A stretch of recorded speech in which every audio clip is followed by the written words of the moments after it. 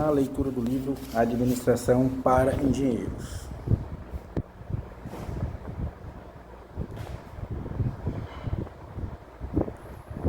Vou direto aqui no capítulo 1, para não perder tempo com introdução, sumários, etc. Então, a administração, conceitos e contextos. A administração, organização, empresa ou negócio. O conceito de administração apresenta diversos contextos. Muitas vezes utiliza-se as palavras organização, empresa e negócio como sinônimos, o que realmente não são. Neste capítulo você compreenderá as origens, potencialidades e limites desses conceitos e seu desdobramento. Então a nossa palavra-chave é administração, organização, empresa e negócio. Objetivos institucionais, apresentar o conceito de administração em seus diferentes contextos relativos à organização, empresa e negócio.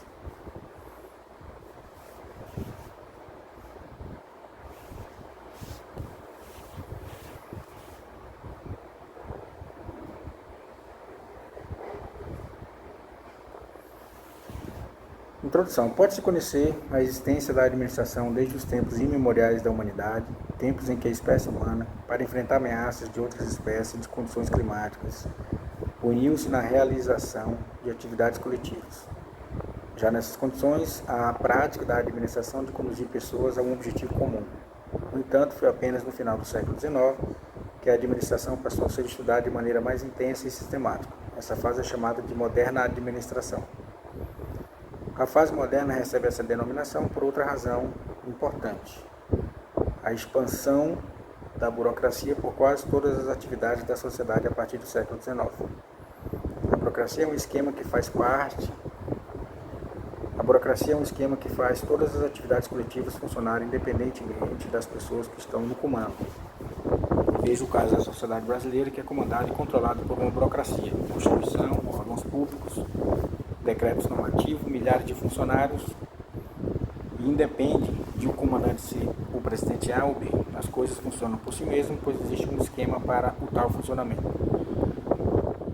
Este esquema formalizado por leis, regras e impessoal independe de determinadas pessoas, é a burocracia. O termo burocracia já foi sinônimo de organização, mas hoje preferimos chamar de organização burocrática para diferenciar de outros esquemas existentes que não são burocráticos.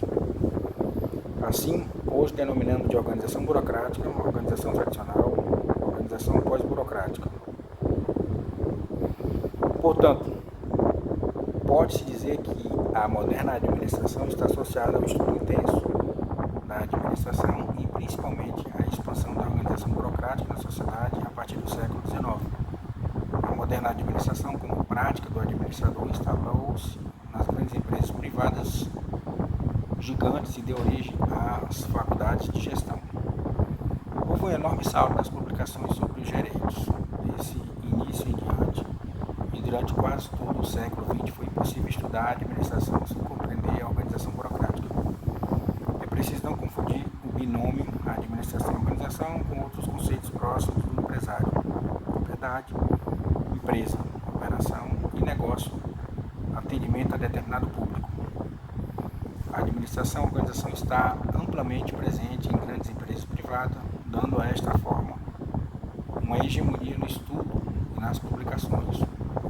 Mas a prática da administração e seus conceitos derivados nas grandes empresas não é a única manifestação coletiva em nossa sociedade, pois o Estado, a administração pública, empresas pequenas privadas, cooperativas e associações sem fins lucrativos também são administradas, mas não necessariamente tomam a forma de uma organização burocrática. Essas manifestações, com exceção das pequenas empresas, não são empresas. Uma primeira abordagem das diferenças dos objetivos entre a organização, empresa e negócio é apresentada na figura 1.1. Então nós temos aqui a organização, do lado nós temos um organograma que representa essa organização formal. Abaixo da organização nós temos ali o conceito de empresa, que está relacionado à finalidade lucrativa. E abaixo nós temos o negócio, representado por uma lâmpada, que relaciona-se a uma ideia. Então, isso mostra as diferenças de objetivo entre organização, empresa e negócio. Assim, faz-se necessária uma discussão dos conceitos de administração, organização, empresa e negócio. Bom, a administração. Em uma primeira aproximação conceitual, a administração é a prática de conduzir pessoas a um objetivo. Alguns autores da corrente racionalista preferem considerá-la uma ciência. Para Mintzberg, a administração não é uma ciência como a física, nem uma profissão como a engenharia ou medicina. A administração é uma habilidade prática. Durante a primeira metade do século XX, conduzir pessoas foi expresso pela coordenação. A palavra coordenar, mais ordenar, significa ordenar conjuntamente, por ordem, de modo simultâneo, em tarefas, cargos, departamentos, próprio da visão burocrática / sistêmica. Mas hoje, na visão pós-burocrática, talvez mobilizar as pessoas pelos mecanismos burocráticos, formalismo, profissionalismo e impessoalidade, ou mecanismos pós-burocráticos, flexibilidade, autonomia e iniciativa. O modelo burocrático apoia-se na estrutura, tecnologia para a organização do trabalho, planejamento e controle. O modelo pós-burocrático apoia-se na formação de equipes direcionadas para a execução de projetos, na liderança e motivação das pessoas. A questão nesse caso é verificar quão excludentes são as perspectivas do racionalismo e do comportamentalismo. O administrador é o elemento que articula essa coordenação, lidera e motiva as pessoas em direção a um determinado objetivo.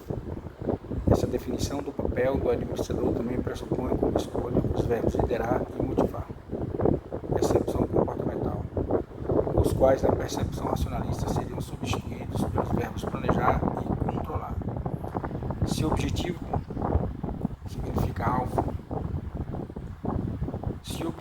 significa alvo, estratégia é o que deve ser feito para atingir esse alvo, ou seja, o objetivo. Pode-se acrescentar ao papel do administrador que ele define a estratégia para atingir o objetivo. Essa definição se encaixa perfeitamente no que se convencionou chamar de administração da era moderna, que se inicia com a expansão da organização burocrática na sociedade. O que antecede a organização burocrática é a organização tradicional, que está relacionada ao trabalho artesanal que foi substituído na Revolução Industrial pela produção em massa para atender a um mercado consumidor crescente. A organização do trabalho pode ser identificada desde a história antiga. A existência do administrador antecede a própria teoria da administração. Mas, para fins de delimitação, este texto abordará de forma introdutória os antecedentes da organização burocrática e desenvolverá os argumentos em torno da teoria administrativa com base na organização burocrática no tocante à empresa industrial. Há também, nesse sentido, o reconhecimento da era contemporânea da administração, que tem como principal característica a busca pela definição de organização pós-burocrática e aborda as teorias subsequentes à contingência. O desenvolvimento da teoria administrativa teve início em generalizações de casos observados em empresas industriais, ao se abordar alguns pensadores como Frederick Winslow Taylor, Frank Gilbert e Raphael Elton Mayo, nos movimentos da racionalização do trabalho e das relações humanas. Nos movimentos subsequentes de estruturalismo sistêmico e contingência, pensadores como Amitai, Etzioni, Talcott, Persons apoiaram suas pesquisas considerando um universo mais abrangente de empresas industriais, culminando na ampla pesquisa feita por Jean Woodward sobre as empresas industriais inglesas na década de 70. A figura 1.2 apresenta o desenvolvimento do pensamento administrativo em relação à teoria econômica e aos inovadores e pioneiros da indústria. Então nós temos aqui a organização tradicional, começou com os artesãos, depois no século XVIII a Revolução Industrial, 1776, que passou a ser artesanal.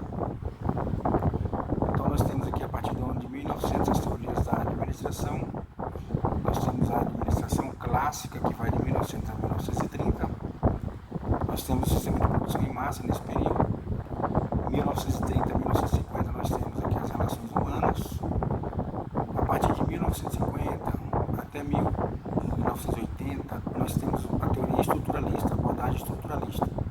Então de 1950 a 1965 a teoria dos sistemas 1965 até 1980 nós temos a teoria da contingência.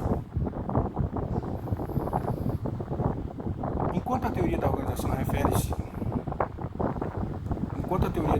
refere-se diretamente à empresa industrial, nas últimas décadas convencionou-se usar a denominação teoria das organizações para indicar outros tipos de organização além das empresas industriais, tais como hospitais, empresas comerciais, entidades públicas, etc.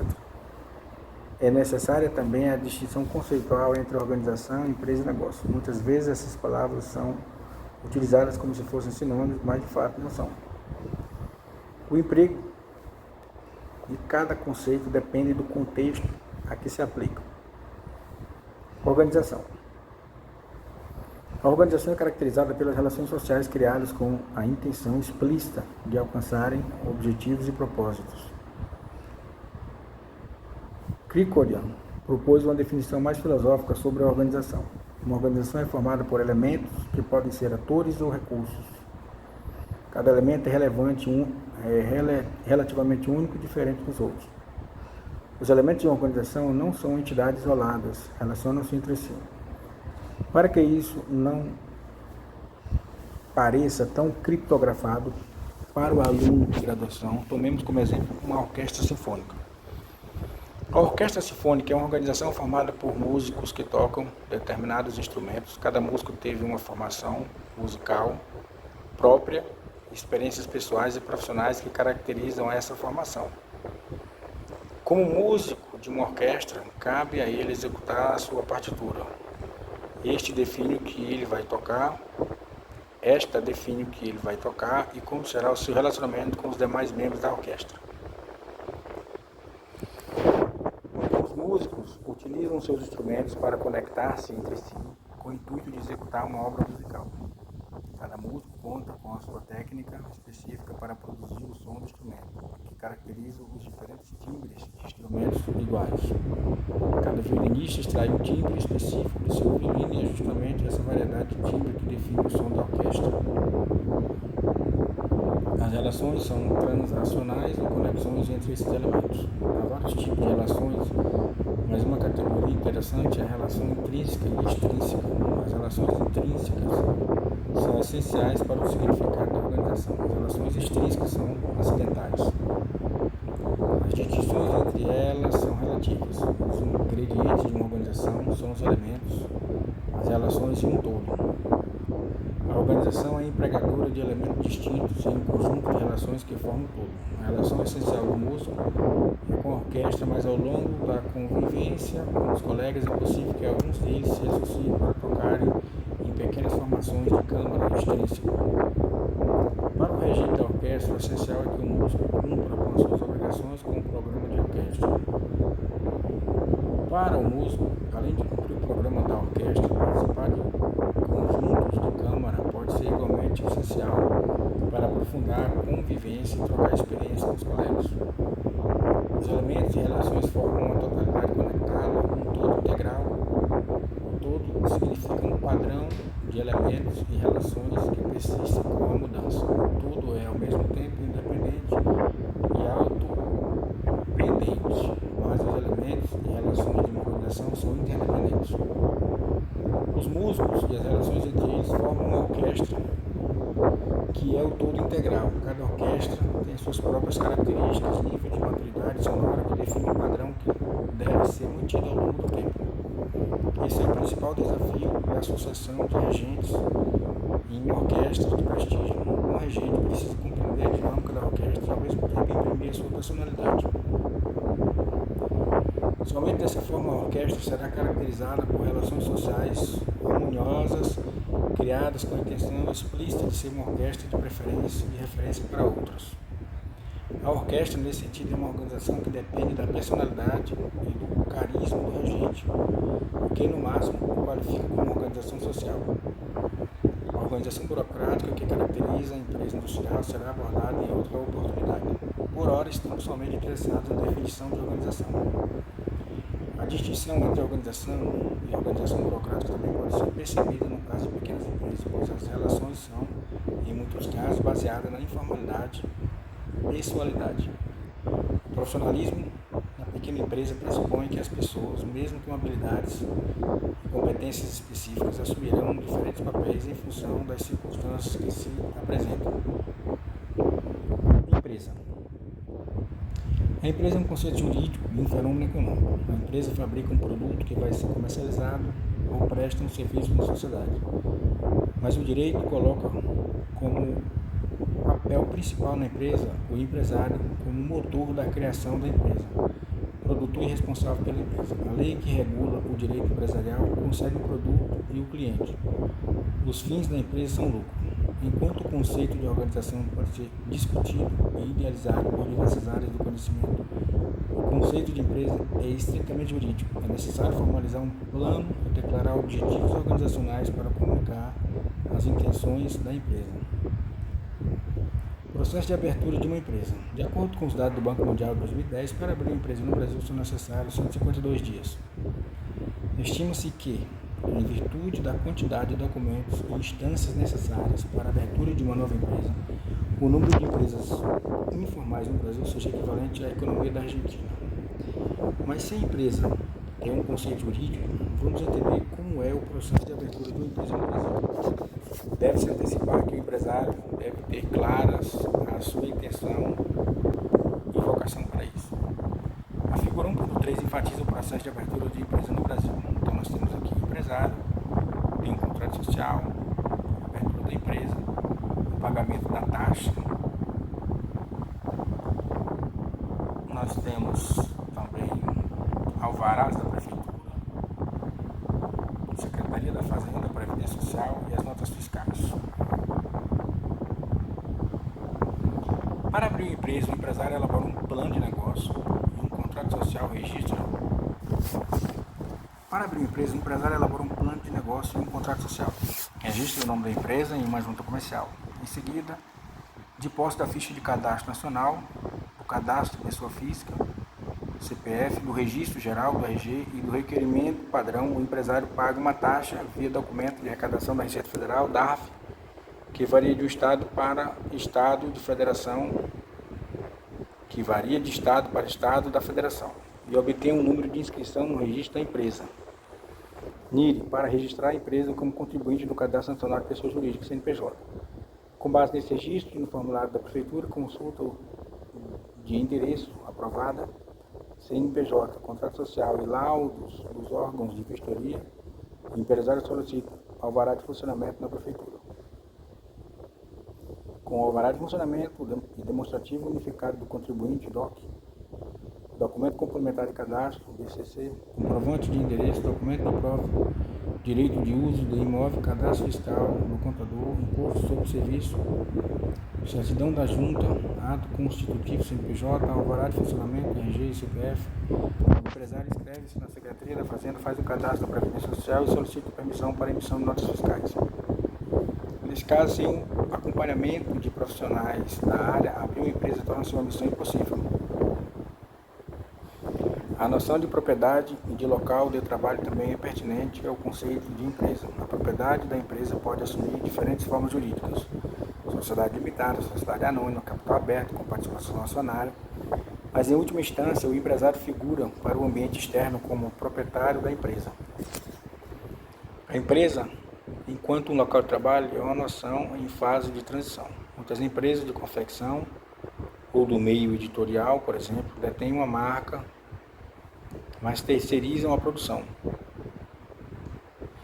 Um dos casos mais expressivos entre as empresas de confecção é a Benetton, que define os desenhos das roupas, mas a confecção é realizada por costureiras em sua própria casa, observando a conformidade do produto final.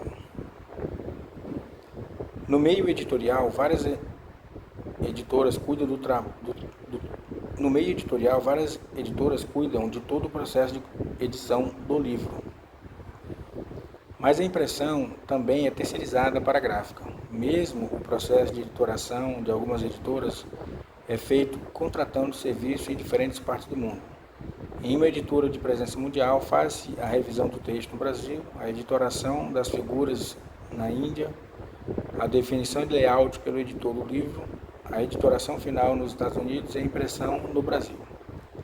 Além disso, uma editora pode ter diversos selos identificados com cada segmento de mercado ou área de conhecimento que abrange. Portanto, nos dois casos, as empresas têm suas sedes ou escritórios em locais específicos, mas a tarefa maior é coordenar esses diferentes elos da cadeia.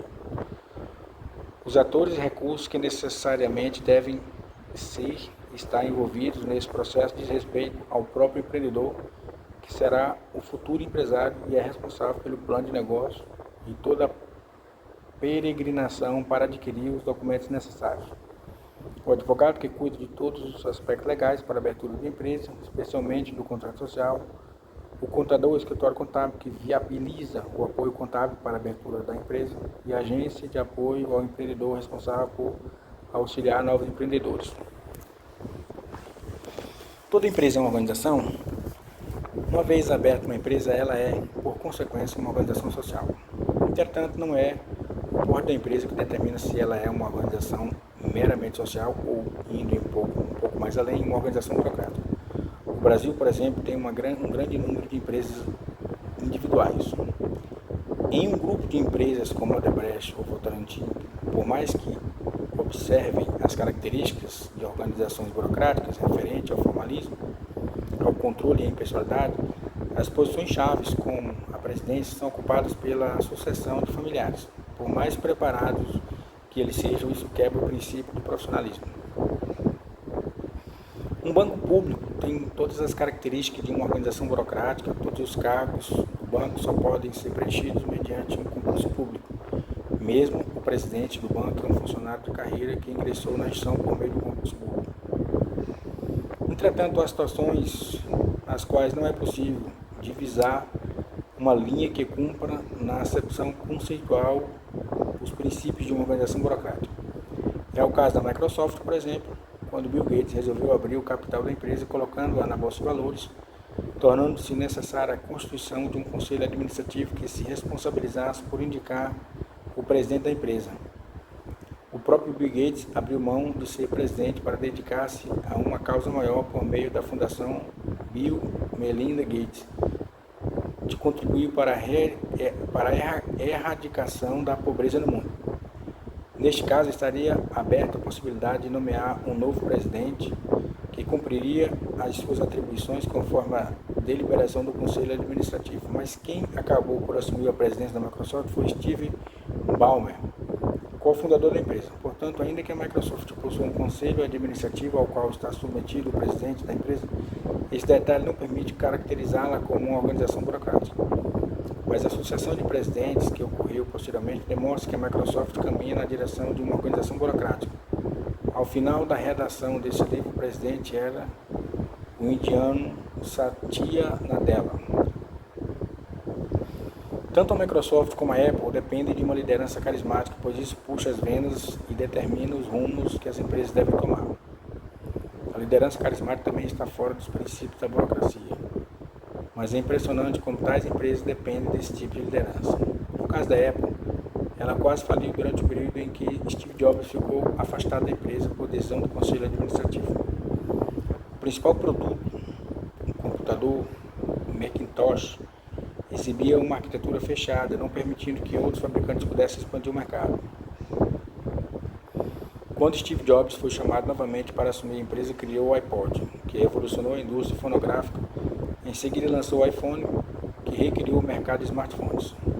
E com o iPod, relançou comercialmente o tablet, cujo intento já ocorrera na década de 80 por outra empresa, mas sem resultado. O conceito de organização burocrática, baseado nos princípios de formalismo, impessoalidade e profissionalismo, é importante para viabilizar as grandes corporações, as muitas empresas bem-sucedidas, mas muitas empresas bem-sucedidas não preenchem todas as características. Outra questão que deve ser considerada é que, em geral, a literatura sobre a administração do negócio prende-se em casos emblemáticos, como os casos brevemente relatados da Microsoft ou da Apple. Mas elas representam uma gota de água no oceano. Portanto, ficou claro que a organização burocrática é um conceito orientador e que poucas empresas, mesmo estados, no caso do Brasil, são plenamente burocráticas. Certa vez, ao visitar o programa de mini distritos industriais em São José do Rio Preto, ativo já há 20 anos foi possível notar essa diversidade. Como o programa nasceu com o objetivo de gerar emprego na cidade, a Prefeitura tinha cadastrado mais de 8.000 empresas em 13 mini-distritos. A ideia era construir um bairro e mini-distrito ao lado para que o morador dali pudesse trabalhar próximo de casa.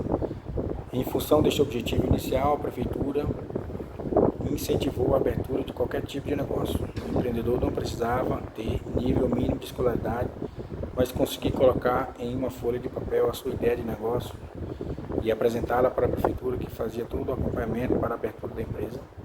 Ao visitar as empresas, notou-se que cada mini-distrito industrial, na realidade, tinha todas as características de um bairro.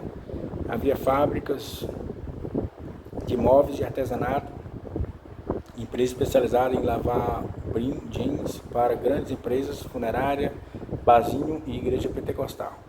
Todas elas dispunham de um empresário e um CNPJ. A cidade vivia praticamente sem depender de que grandes corporações se instalassem ali para gerar empregos. Na visão racionalista, a maturidade da empresa é medida pelo seu grau de formalização, mas a realidade demonstra que podem existir empresas com alto grau de maturidade e não serem necessariamente formalizadas em todo o seu aspecto de atuação. As empresas do Vale do Silício têm um alto grau de maturidade e o principal mote para atrair jovens talentosos é a total ausência de qualquer mecanismo burocrático de controle. Os horários de trabalho são flexíveis, não há divisão de salas de trabalho, a pessoa trabalha onde quiser com o seu computador ou em um amplo salão. O único direcionamento é atingir metas de inovação e as equipes são articuladas em torno do projeto. São empresas com alta lucratividade, mas o que determina o sucesso desse modelo de negócio é a função empresarial. O empresário dessas empresas converte-se na personificação da empresa, torna-se seu melhor garoto propaganda, e muito do sucesso dessa empresa depende da capacidade do empresário em liderar e motivar a equipe para gerar inovações. A função empresarial na organização trata não os recursos empresariais, mas sim os princípios de gestão, propondo a operacionalização da administração financeira, logística, recursos humanos, etc. O negócio. Quando o empresário visa o lucro, tendo a empresa como meio, ele mira o negócio. Só se empreende quando se encontra uma oportunidade de negócio. A identificação e a caracterização de oportunidades de negócio refere-se à capacidade de antecipar-se ao mercado, apresentando produtos, serviços ou processos. Há dois tipos de oportunidades: oportunidades que surgem pela empresa ou pelo mercado, oportunidades que surgem entre as entidades envolvidas da rede de colaboração e partilha de lições aprendidas e conhecimentos. O processo de identificação e caracterização de oportunidades é caracterizado pela percepção, preparação e descoberta. A percepção prospecta as necessidades e tendências do mercado. Descobre o nicho promissor do mercado por meio de uma análise crítica antes de iniciar um novo negócio ou expandir um mercado já existente, com base em oportunidade percebida. Cria ou melhora um produto ou serviço. A preparação desenvolve uma área particular de interesse. Inclui a incubação para o amadurecimento de uma ideia ou problema, originando-se nas lições aprendidas, a avaliação que analisa a viabilidade da oportunidade por meio do marketing de teste ou análise financeira.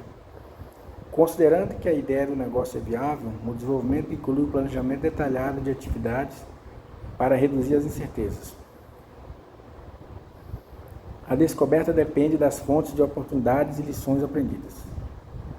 A avaliação envolve a aplicação de um conjunto de critérios para examinar criticamente a viabilidade de oportunidade descoberta. E a exploração envolve a gestão dos recursos para a execução de oportunidade. Deve-se considerar que algumas dessas oportunidades são resultados de um processo no qual o empresário concebe uma ideia e dá-lhe seu sentido próprio. Estes autores acreditam que os empresários e gestores que prospectam a oportunidade são bem informados, fortemente influenciados pelas experiências anteriores e também por condições ambientais que os cercam. Para definir a maneira mais eficiente e eficaz o risco de empreender uma ação na direção de uma determinada oportunidade de negócio, foi que surgiu o conceito de organização. A organização é a mediadora de articulação de atores e recursos para atingir os fins propostos com eficiência, eficácia e competitividade. Por esse motivo, o trinômio organização, empresa e negócio é indissociável e por vezes individualmente utilizados como sinônimo entre si. É interessante notar que quando são relatados casos de sucesso de empresas, na realidade são casos de sucesso de negócio. Uma ideia colocada em prática originou o negócio por meio da organização, cuja empresa funciona como entidade jurídica. Quando os negócios bem-sucedidos são apresentados, a impressão que se tem é que não havia como qualquer determinado negócio não ter dado certo. Quando os negócios bem-sucedidos são apresentados, a impressão que se tem é que não havia como aquele determinado negócio não ter dado certo. A oportunidade que se apresentou foi bem aproveitada para se empreender um novo negócio que explorasse as expectativas de produtos ou serviços por meio do mercado. Peter Drucker disse certa vez que a melhor forma de prever o futuro é inventá-lo. Talvez seja exatamente isso que um empreendedor faz ao explorar uma oportunidade de negócio. Ele consegue perceber antes o que a sociedade estava demandando. Como saber do que estamos precisando ou o que estaremos utilizando nos próximos 10 anos? Se voltarmos 10 anos atrás, as previsões mais otimistas teriam falhado, pois as inovações geradas na última década surgiram da identificação de novas oportunidades de negócio e criaram novos espaços econômicos para a exploração dessas oportunidades, como preconiza Schumpeter.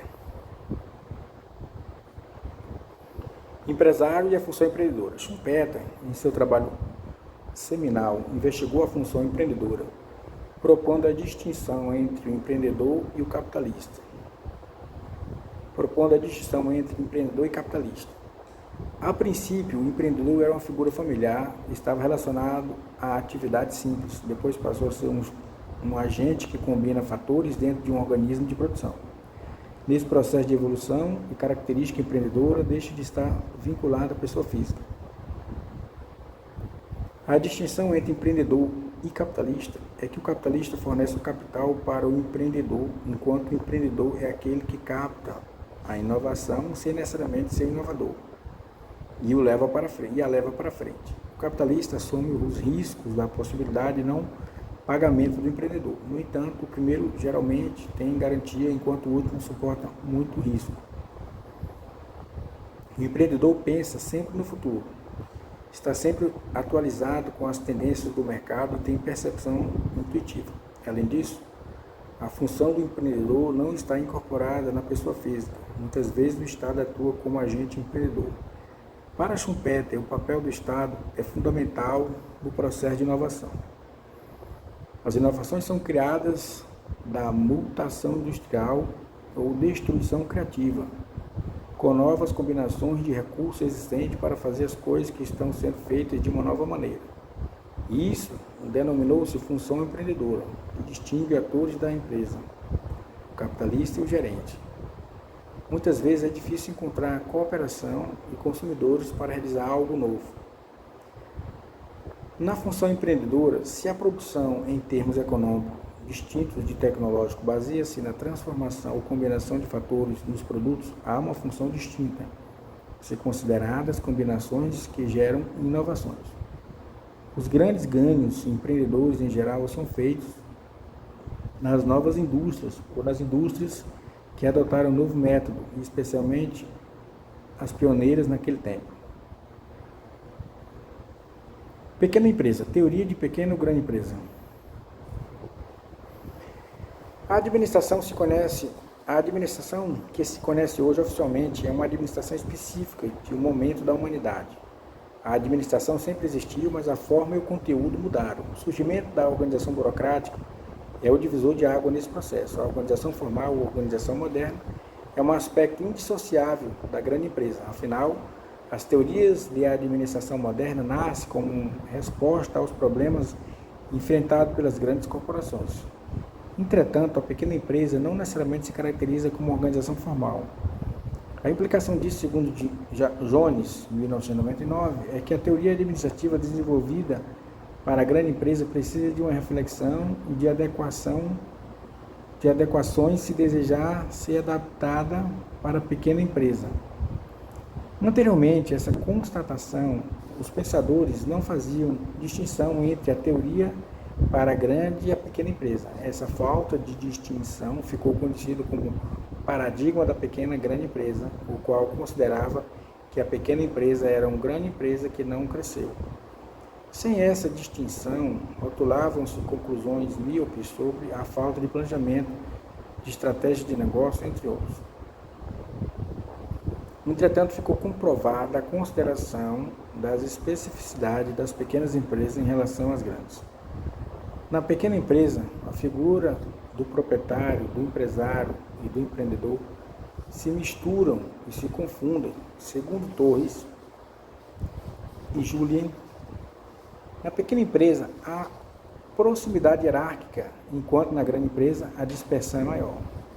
A proximidade hierárquica transforma a natureza e as relações de trabalho no que tange a empresa e a governança. A governança na pequena empresa se resume ao proprietário.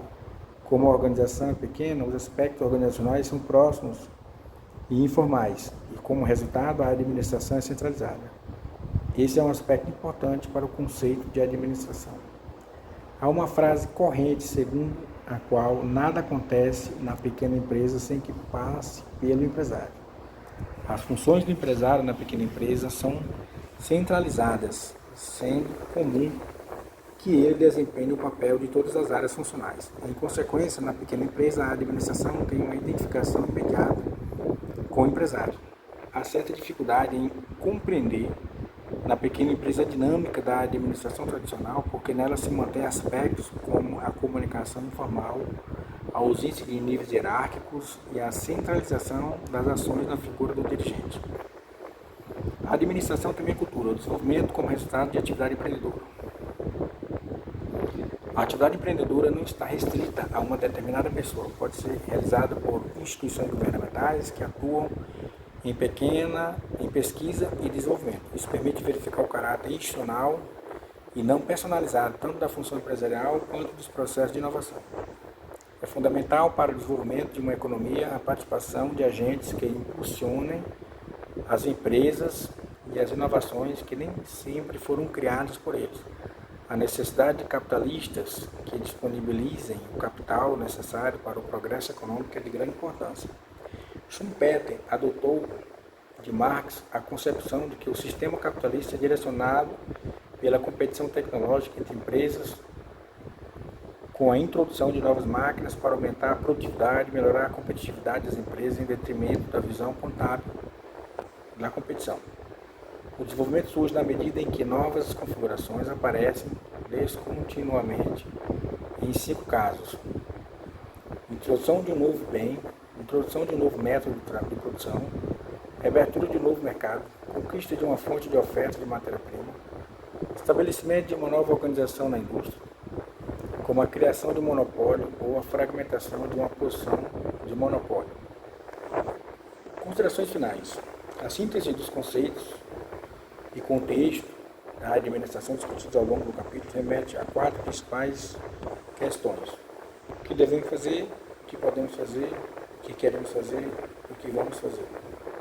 A figura 1.4 apresenta os 4 contextos do conceito de administração.